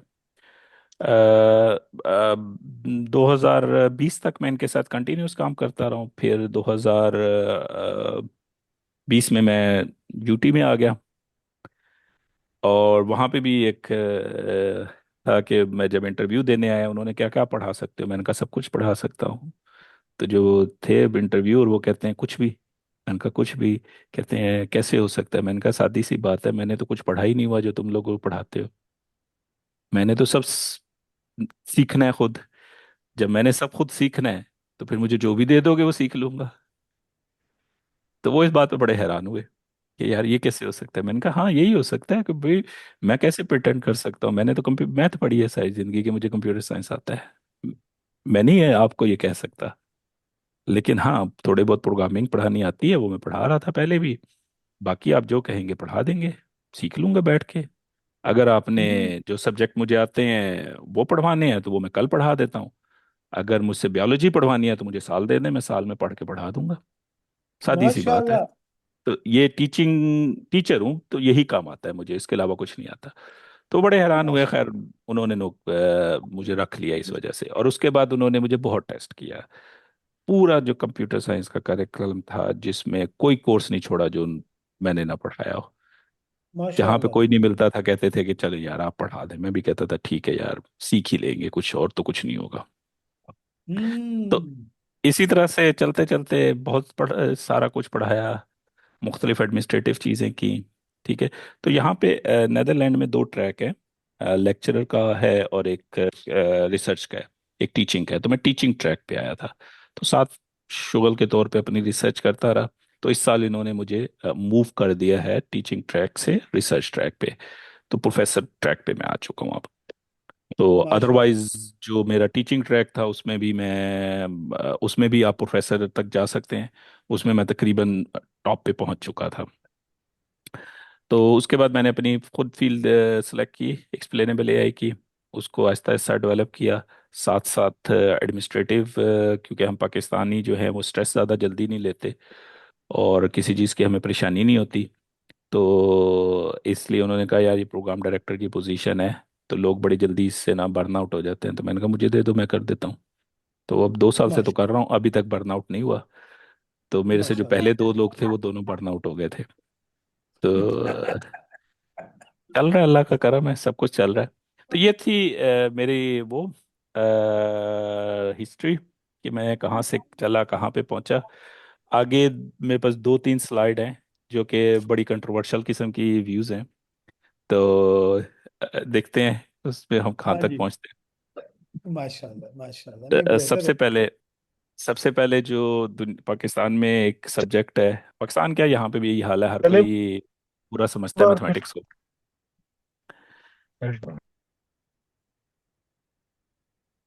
हाँ जी। जी सर। तो मैथमेटिक्स ये एक ल्यूवन के यू ल्यूवन में प्रोफेसर हैं उनका, उनकी ये डेफिनेशन है। तो I am not claiming I invented it. Mathematics is an art of discovering the real fact about imaginary object. ठीक है। हिल्बर्ट स्पेस क्या होती है? ठीक है। डेरिवेटिव क्या होता है किसी को भी नहीं पता, फैक्ट्स सारे रियल हैं। जब डेरिवेटिव कंप्यूट हो जाता है, रेट ऑफ चेंज देता है, ये सब रियल है। लेकिन लिमिट, कंटिन्यूटी, डिफरेंशिएशन, ये सारे कंसेप्ट जो हैं इमेजिनरी हैं। हम लोग एब्स्ट्रैक्शन करते हैं, नोशन बनाते हैं, एक्सियम बनाते हैं, लॉजिकल प्रूफ निकालते हैं। जितना पुराना मसला होगा उतना उसको सॉल्व सॉल्व करके आपकी प्रेस्टीज बढ़ जाएगी। This is mathematics. What is engineering? Is art of constructing the real object based on imaginary fact. Pythagoras theorem, what is that? It's just an imaginary fact, लेकिन इसके बेस पे सारी engineering खड़ी हुई है आपकी। तो लेकिन ये रियल है इंजीनियरिंग जो भी है ना। और जितना ओल्ड प्रॉब्लम होगा वो यूजलेस हो जाएगा। बहुत सारे ओल्ड प्रॉब्लम थे किसी दौर में। तो मेरे लिए ये एक बड़ा चंभे की बात थी कि भाई हम लोग तो बड़ा करते हैं कि लीनियर मोशन को सर्कुलर मोशन में कैसे कन्वर्ट करना है। ठीक है। हम्म। अब तो पीटर इंजन हर जगह पे लगा हुआ है, लीनियर आता है और फिर सर्कुलर करता है। And it was a hmm. Big thing in I think so 800 और 900 में ये डिस्कवर हुआ था फर्स्ट टाइम। तो जो डच थे उन्होंने सबसे पहले इसको कॉपी करना शुरू किया था। उन्होंने कहा कि बाद में हम भुगतते रहेंगे इसकी जो डिस्प्यूट्स होंगे कोर्ट में, पहले सबसे पहले इसको लगाओ, क्योंकि ये बहुत बड़ी टेक्नोलॉजी है। और अब ये देखें कि हम लोग में से कोई सोचता भी है कि ये कोई प्रॉब्लम होगा? जिसने भी थोड़ी सी बेसिक इंजीनियरिंग है उसके दिमाग में, उसको वो तो हमें तो ट्रिवियल लगती हैं ये चीजें, but imagine it was a big issue at certain point. Even invention of wheel was a big thing. तो मेरा अपना नजरिया ये है कि भाई, if there is no mathematics there is no engineering basically. जी तो जी जी। क्यों? वजह क्या है कि जो टेक्नीशियन होते हैं वो सोल्यूशन अप्लाई करते हैं, इंजीनियर्स जो होते हैं वो सोल्यूशन बिल्ड करते हैं। And that's a fundamental difference, कि अगर आपने बिल्ड करना है सोल्यूशन तो आपको मॉडल करना है, जब मॉडल करना है तो मैथमेटिक्स लैंग्वेज है और कुछ भी नहीं है। तो that's how it is the situation. I think so the next one is the last slide. उसके बाद the field of data science है। हम लोग every person generate roughly 3 to 4 GB of data every day these days। आप लोग जो Surf कर रहे हैं, सारा कुछ कर रहे हैं, बेहिसाब डाटा जनरेट हो रहा है आजकल। आपने, मुझे कोई चीज़ पसंद आई इंटरनेट पे, मैंने क्रॉप किया, जाके बेगम को भेज दिया कि हाँ जी ये खरीद लें। लेकिन वो अब ये देखें कि आपने बेनिफिट फेसबुक की यूज़, व्हाट्सएप की यूज़ की, क्रॉप किया, वो इमेज जनरेट हो गया, छोटी से छोटा जो इमेज होगा कुछ केबीज का होगा। और आप सोचेंगे आपने दिन में कितनी दफ़ा ऐसे इमेजेस करते हैं। कोई चीज़ पसंद आई, फोटो खींच ली, तो जनरेट हो गया इमेज, वो एमबीज में होता है इवन, जो आपके मोबाइल में सेव होता है। So that's what, to make it valuable, that is data science, what we do, what I actually research इन।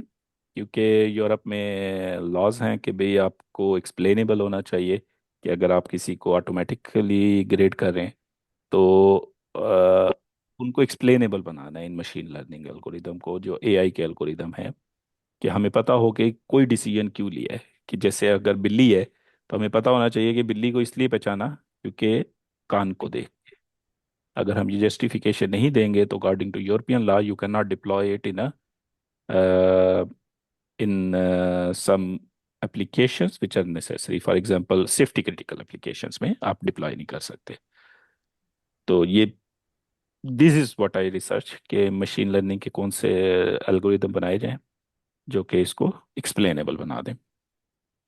और उसमें माशा हम जो बात करते हैं कि फेयर की बात करते हैं, कि जो भी डिसीजन एआई कर रही है वो फेयर होना चाहिए। कि किस, अगर आप जॉब की एवेल्युएशन कर रहे हैं तो लोगों का हक है कि उनको पता लगे कि उनको जॉब में रैंक कम क्यों किया, ज़्यादा क्यों किया। अकाउंटेबल होना चाहिए, सिक्योर होना चाहिए और ट्रांसपेरेंट होना चाहिए। This is the manifesto. और माशा जो मेरी रिसर्च है वो सारी टेक्निकल है, थ्योरेटिकल नहीं है। टाइम सीरीज के ऊपर है कि भाई जो सेंसर्स का डाटा है उसके ऊपर जो एल्गोरिदम हमने डिज़ाइन किए हैं हम उनको एक्सप्लेनेबल कैसे बना दें। दैट्स रफली द ओवरव्यू। माशा और इस पे काम हो रहा है। सो आई जस्ट स्टॉप हियर। जी जज़ाकल्लाह जी। माशाल्लाह ज़बरदस्त। तो फैज़ान साहब बहुत शुक्रिया जी, अल्लाह ताला आपको ये जो आपका रवैया था कि आपने हर मौके पर अपने आप को पेश किया और सच बोला कि भाई मुझे आप, इसको हम सॉफ्ट स्किल्स कह सकते हैं, इसको हम एंटरप्रेन्योरियल माइंडसेट कह सकते हैं। और अल्लामा इकबाल कहते थे अपनी दुनिया आप पैदा कर अगर जिंदों में। तो इसी चीज ने आपके ख्याल में आपको कामयाब किया सर यहाँ मोर लेस यस। जो मेरी जो जॉब में लैंड हुआ था मैं सिर्फ इस वजह से हुआ था कि पे जी। जब मैंने शुरू शुरू में इंटरव्यू देने शुरू किए जॉब वगैरह के लिए, तो मुझे लगा एक वक्त पे कि भाई, अगर मैं झूठ बोल भी दूंगा, अगर मैं कोई डालडा डाल भी दूंगा अपने सीवी में, तो मैं सस्टेन नहीं कर सकता। ये मेरी एक आदत नहीं है। हर इंसान की हम्म, अपने एक तरीका कार होता है चीज़ों को डील करने का। तो मुझे बहुत जल्दी आइडिया हो गया कि भाई ना, अगर मैं कुछ ऊंचा नीचे बोलूंगा भी ना तो मैं इसको सस्टेन नहीं कर सकता आर्गूमेंट को। तो मैं आपकी वही स्लाइड आर्गूमेंट। ताकि आपको पूरा देख सके। स्लाइड्स अगर रिमूव कर दे जरा ताकि। अच्छा जी, जी। Stop share. जी। हाँ जी माशा, वंडरफुल। तो तो उसमें यह था कि भी मैं इसको सस्टेन नहीं कर सकूंगा। जब मैं सस्टेन नहीं कर सकूंगा तो वाई बॉदर। तो और ये उसके बाद जरूरत कैसे पैदा हुई सर कि आपने कहा कि जो जो मुझे दे दो मैं सीख लूंगा, ये जरूरत आप में कहीं से आई होगी ना सर? नहीं, इसका तो मेरे पास आसान सा हल, यहाँ पे सारे जी डॉक्टर साहिबान बैठे हुए हैं, ठीक है। जी। तो मेरे नज़दीक पीएचडी में सिर्फ इंसान एक चीज़ सीखता है, सिर्फ एक चीज़, हम्म बाकी सब ब्ला ब्ला है।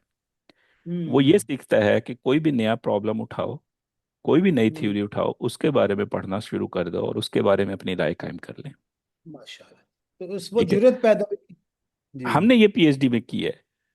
अगर आपने ये कर लिया किसी ऐसे नीश टॉपिक के बारे में जो दुनिया में आप जैसे सिर्फ चंद लोग जानते हैं, तो ये जो हम हम्म बैचलर और मास्टर में पढ़ाते हैं ये तो बड़ा ब्रॉड नॉलेज है। हम्म। तो ऑफ कोर्स आप एग्जैक्ट। अगर अपनी फील्ड से थोड़ा दूर जाएंगे तो आपको ज़्यादा देर लगेगी उसको सीखने में। अगर आप अपने, मैंने मैथ पढ़ी हुई है तो कंप्यूटर साइंस का फासला थोड़ा था तो थोड़ी आसानी रही, माशाल्लाह माशाल्लाह।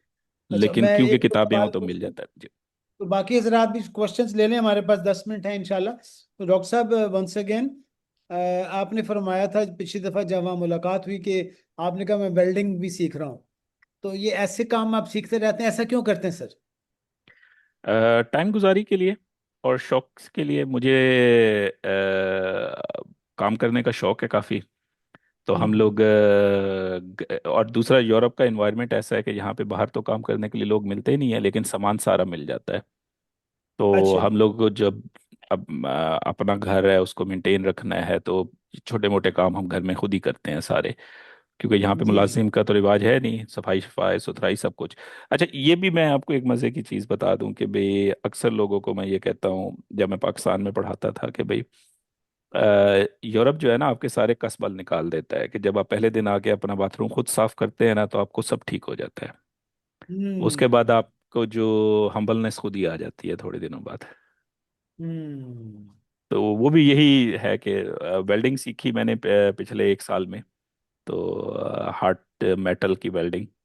तो अभी मेरा है इरादा कि कुछ और नया कोर्स ढूंढ रहा हूँ। मेरा इरादा है कि मैं लकड़ी का काम सीखूं, हम्म जस्ट टू लर्न, क्योंकि ये आपको डिस्ट्रैक्ट करता है अपने, वरना तो हम सारा दिन कंप्यूटर के सामने बैठे रहते हैं।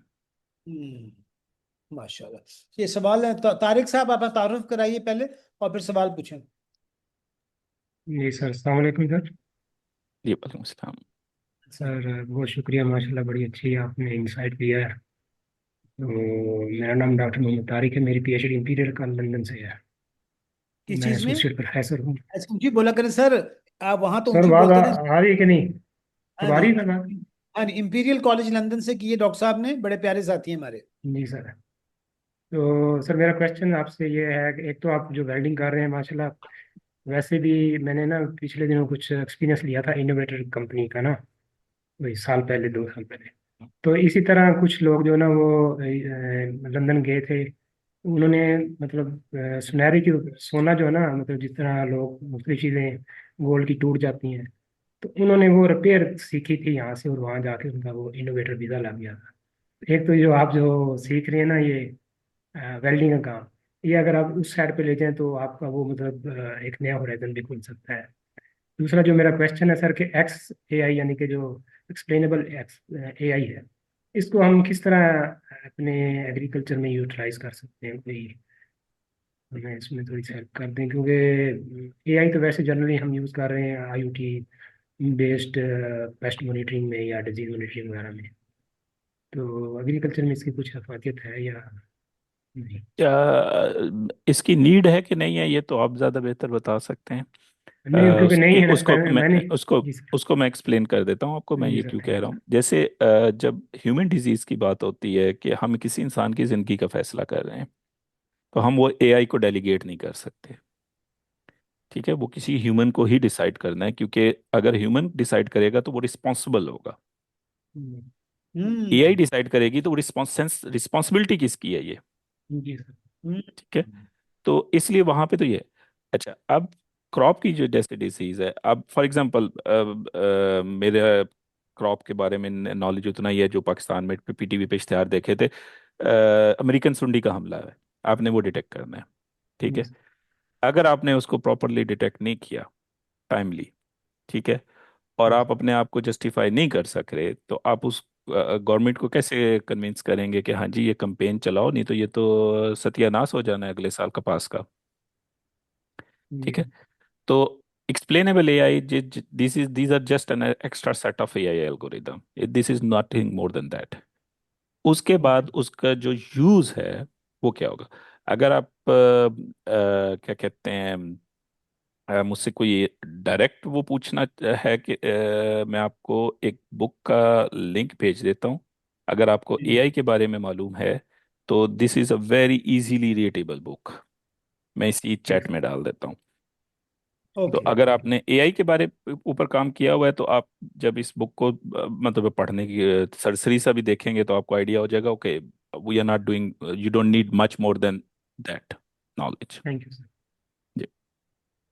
माशाल्लाह जबरदस्त जी। सर ने लिंक भेज दिया, ये जरा उठाकर इसको डाल देंगे जरा ग्रुप में।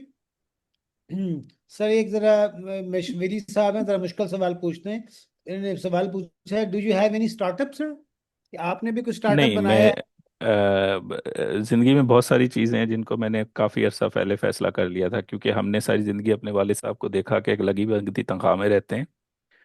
हमने भी जब हम्म शुरू की है नौकरी, तो हमें ना आदत पड़ गई है एक लगी भगी तनख्वाह लेने के लिए। जो बिजनेस वही कर सकता है जो रिस्क लेना जानता है।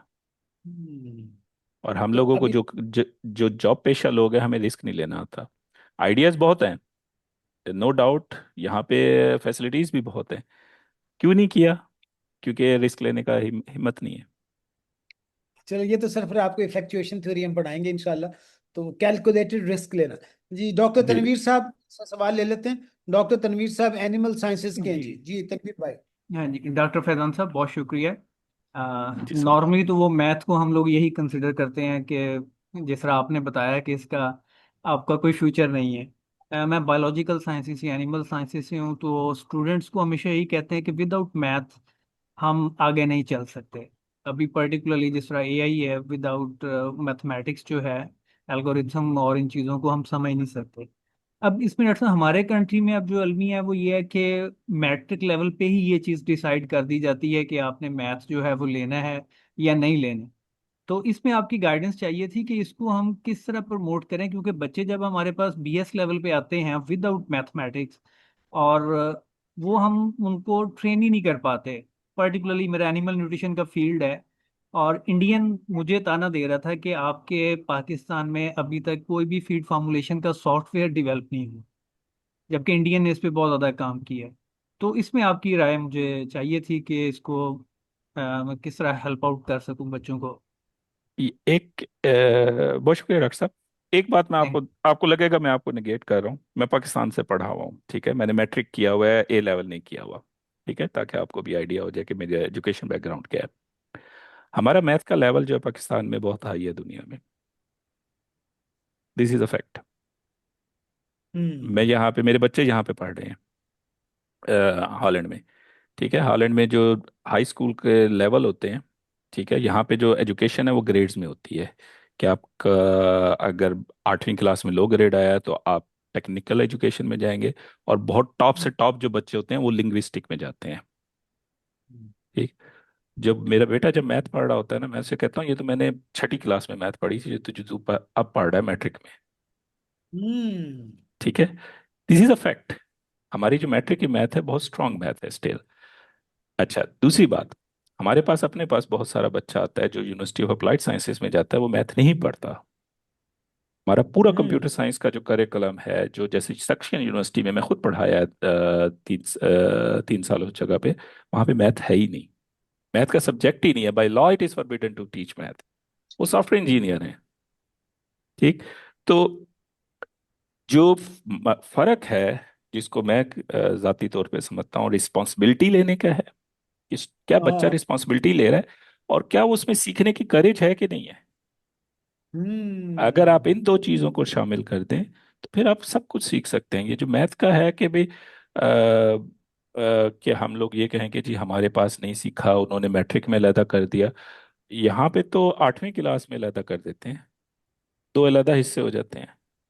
हमारे साथ पीएचडी कर रहे हैं बच्चे जिन्होंने जिंदगी में मैथ नहीं पढ़ी थी, मैथ में पीएचडी कर रहे हैं। क्यों? उनको कहीं पे बस दिमाग में आ गया कि यार ये सीखना है, वो सीखने लग गए। तो उनको मोटिवेट करें कि वो सीखें। और ये जो है कि भाई हमने मैट्रिक तक मैथ पढ़ी है, मैं आपको इसकी बेहिसाब मिसालें दे सकता हूँ, हमारी यूनिवर्सिटी भरी पड़ी है ऐसी मिसालों में, कि जिन लोगों ने मैथ मैट्रिक से भी कम लेवल पे मैथ पढ़ी थी और फिर भी वो आगे आए हैं, ऊपर बाद में मैथ का शौक चढ़ गया तो पढ़ गए। रही बात सॉफ्टवेयर क्रिएट कर दी कि इंडियन इंडियन सॉफ्टवेयर में हमसे बहुत आगे हैं, इसमें कोई शक नहीं है। हबीब हुबैब मोहम्मद, सॉरी, आप कह रहे हैं कि जी can't afford high university fees, how can I learn AI. AI learn करने के लिए आपको फीस देने की जरूरत नहीं है, सब कुछ ऑनलाइन पड़ा है। एक से एक हम्म। कोर्सरा पे जाएं आपको, अभी भी Andrew new is the father, ठीक है, उसका कोर्स फ्री में आप कर सकते हैं। वो सर्टिफिकेट नहीं मिलेगा, हु केयर्स अबाउट सर्टिफिकेट। लोग तो उसकी बात करते हैं, स्किल्स की। आपके पास स्किल हम्म। है तो नो वन केयर्स अबाउट। आप जाएं, एंड्रयू निकी उनके सारे लेक्चर पढ़े हैं, कोर्सरा के ऊपर पूरा सेटअप पढ़ा है, असाइनमेंट्स पढ़ी हैं, एक्सरसाइजेस पढ़ी हैं। मैंने खुद उधर से सीखा है ये उस नाम लिख दें टाइम। सर, क्या नाम है ये? कोर्सेरा, ये एचईसी वाले फ्री में भी दे रहे थे, ये पाकिस्तान में इसकी सब्सक्रिप्शन। कि वो डेल से आई के साथ उन्होंने करके फ्री ऑफर जी किया। जी, बिल्कुल, ये कोर्सरा को पाकिस्तान में तो एचईसी वाले फ्री ऑफर कर रहे थे सारा। इवन माशाल्लाह। आपके वो प्रीमियम वो मिल रहा था पाकिस्तान में। मैंने तो इधर अपने प्रोफेसर को बताया, वो कहते हैं ये कैसे तुम लोग अफोर्ड कर लेते हो इतना कुछ देना स्टूडेंट्स को। माशाल्लाह माशाल्लाह। तो ये हम लोग अंडर एस्टिमेट कर रहे हैं कि एचईसी हमारे लिए कुछ नहीं करता। बहुत सारी ये चीजें डॉक्टर हैं साहब, हमारे पास अच्छी। बात की ना जिम्मेदारी की, रिस्पॉन्सिबिलिटी और सीखने का एग्जैक्टली। जज्बा, ये आप पैदा करना। इकबाल भी यही कहते थे, अल्लाह रखे तेरे जवानों को सलामत, दे इनको सबक खुद शिकनी खुद नगरी का। इनको अपने आप को तोड़ना सिखा, जिम्मेदारी सिखा। तो डॉक्टर अली साहब जी, अली साहब एज ए क्वेश्चन, अली भाई। जी सर, डॉक्टर बहुत अली, शुक्रिया सर। बड़ी बड़ी इंटरेस्टिंग और इंगेजिंग इनकी डिस्कशन थी, काफ़ी चीज़ें आवाज सीखने जरा को हाई मिली। करिए, आवाज कम है आपकी। सर, अच्छा सर, इसमें मेरा ये एक छोटा सा क्वेश्चन था कि जिस तरह ये एक विजनरी हैं डॉक्टर फैजान साहब, तो सर एआई का फ्यूचर आप 50 साल बाद क्या देखते हैं? क्या एआई होगा या नेक्स्ट क्या होगा? क्योंकि ये तो बड़ी जबरदस्त इंटरेस्टिंग सी लगती है और मैग्नेटाइज करती है, तो इसके फायदे भी हैं, नुकसानात भी हैं। लेकिन बियॉन्ड दैट, आप विजनरी मैन हैं तो सर क्या देखते हैं आप इसका फ्यूचर, या का क्या ख्याल इसके है बाद होगा नेक्स्ट 50 जी, ईयर? जी बिल्कुल।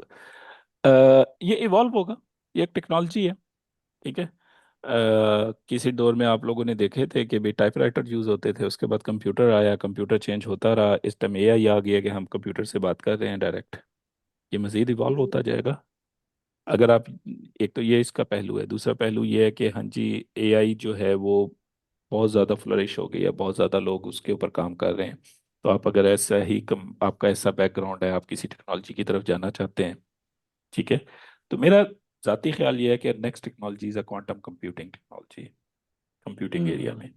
और इसके ऊपर हमारे जितने बड़े बड़े प्रोफेसर हैं, मैं उनको देख रहा हूँ कि वो स्लोली उस पर शिफ्ट कर रहे हैं।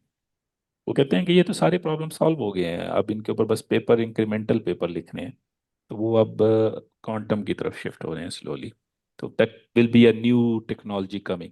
सिर्फ फर्क क्या आएगा, इसका ये मतलब नहीं है कि एआई डिस्कार्ड हो जाएगी, नहीं। अब जो करंट कंप्यूटिंग पावर है हमारी, वो रिस्ट्रिक्ट हो रही है। हम उसकी लिमिट पे पहुंच रहे हैं, हमने चिप्स बनाना शुरू की, अब चिप ऐसे लेवल पे पहुंच रही है कि 2 एटम जितने डिस्टेंस पे आ गए हैं सर्किट। तो उसको अब ब्रॉड करना है, अब हमने नई टेक्नोलॉजी इजाद करनी है ना, जिसके थ्रू ये सब कुछ इनेबल हो। तो हम हम्म। जो कंप्यूटिंग की लिमिट पे पहुंच रहे हैं, तो हमें नई टेक्नोलॉजी चाहिए कि हम कंप्यूटिंग कैसे करें। उसका ये मतलब नहीं है कि ये एआई डिस्कार्ड हो जाएगी, ये रहेगी। It will become a, now it is wow. अब हमारे बच्चे मेरा बेटा जो है वो चैट जीपीटी यूज करता है, हमने तो नाम भी नहीं सुना था। वो तो ऐसे यूज करता है जैसे वो पैदा ही उसके साथ हुआ है। आप लोगों ने भी ये देखा होगा, घरों में बच्चे मोबाइल इस्तेमाल करते हैं। मैंने 2006 में पहला मोबाइल खरीदा था, वो बटनों वाला, वो चलता ही नहीं था कम वक्त। नोकिया 1100 था, उसके अंदर जब सांपों वाली गेम थी, वो तो दुनिया की सबसे बड़ी गेम थी वो तो उस वक्त। अब देखें, कोई उसको हाथ ही नहीं लगाता। टेक्नोलॉजी बदल गई और माशाल्लाह, इसी तरह से जबरदस्त इवॉल्व सर। होती रहेगी। हम्म। जी जनाब, बहुत शुक्रिया सर, हमारा टाइम आपका बहुत कीमती था, आपने दिया फैजान साहब। बहुत शुक्रिया ये सर बुलाने का। की दास्तान है जी, आप हमारे हीरो हैं। आप जैसे बहुत सारे पाकिस्तानी जो वहाँ रह रहे हैं और पाकिस्तान के एम्बेसडर हैं जी, इस्लाम के, पाकिस्तान के। वहाँ रहते हुए आप लोगों ने जगह बनाई और साबित किया गोरों के लिए। तो ये भी नुमाइंदगी है सर। मैं कहता हूँ उसको, बाज लोग कहते हैं पाकिस्तान का ब्रेन ड्रेन हो रहा है। मैं कहता हूँ पाकिस्तान के लिए नहीं फर्क पड़ेगा, हम तो एम्बेसडर हैं, पूरी दुनिया को पाकिस्तान बनाना है। हमें अल्लाह ताला तौफीक दे कि हम अच्छे एम्बेसडर बने और अच्छे अच्छे काम करें। और वहां से भी आप ये देखें, रिटर्न होने की एक शक्ल है। आज आप रिटर्न कर रहे हैं, आज 50 लोगों ने आपकी बात सुनी इंशाल्लाह, और पूरी दुनिया में जाना है, लोगों से मोहब्बत का पैगाम पहुंचाना है। तो बहुत दुआएं हैं सर आपके लिए। ईद मुबारक आपको कल इंशाल्लाह, आपकी जी जी फैमिली को, इंशाल्लाह। बच्चों कम्युनिटी, वो जो पेशावर से आए हुए हैं लोग, आप उस दिन जिन्होंने मेरा इस्तकबाल किया था, उनको हमारा सलाम अर्ज कीजिएगा सर। जी तो इंशाल्लाह सर। बहुत बहुत शुक्रिया सब हजरात, सबको एक विश हार्ट भेज दें सर, हार्ट हार्ट भेज दें एक, और क्लैपिंग भेज दें। अल्लाह सुब्हानहू तआला इनका हामी नासर हो, इनको कामों में, बच्चों में बरकत दे। अस्सलामु अलैकुम व बहुत शुक्रिया रहमतुल्लाह। सर, बहुत शुक्रिया सर। ओके सर, अस्सलाम वालेकुम। वालेकुम अस्सलाम। ये बंद कर। जी बहुत शुक्रिया जनाब, मेरे साथियों, रोजी खान साहब, ताहिर इकबाल साहब, अब्दुल रहीम साहब, thank you very much. Tahir साहब, आपसे मुलाकात होगी इंशाल्लाह वहाँ पे यूनिवर्सिटी में इंशाल्लाह। इंशाल्लाह सर, इंशाल्लाह। एडवांस ईद मुबारक सर आपको। माशाल्लाह। बस वो मेरा वो लैपटॉप थोड़ा सा टाइम ले रहा है बंद होने में, लेकिन इसी दौरान हम रोजी खान साहब को सलाम, फहद अस्सलाम मसरूर वालेकुम भट्टू, सर। वकास लाई, एहसन अमजद, इरफान अली, उमर हबीब साहब, Shahzad Suhail, and lot of सलाम एंड बरकत। सर एडवांस ईद मुबारक हो आप। ओ माशाल्लाह, यूनिवर्सिटी ऑफ लंदन वाले भाई, हमारे प्यारे साथी मोहम्मद अजहर साहब, हमारे एहसन अरशद के एफसी के साथी, सारे इनको सलाम जी। वंडरफुल।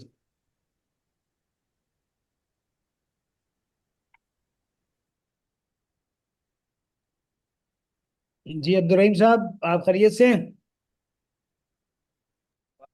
सर अल्हम्दुलिल्लाह मैं वो खैरियत हूँ सर, आप कैसे हैं? आप लोग मुझे बुला रहे हैं फिर ईद के बाद किसी टाइम पे, वो भूल तो नहीं गए कहीं आपको डायरेक्टर साहब? आपकी आवाज रुक गई यार अब्दुल रहीम साहब, आवाज रुक गई आपकी।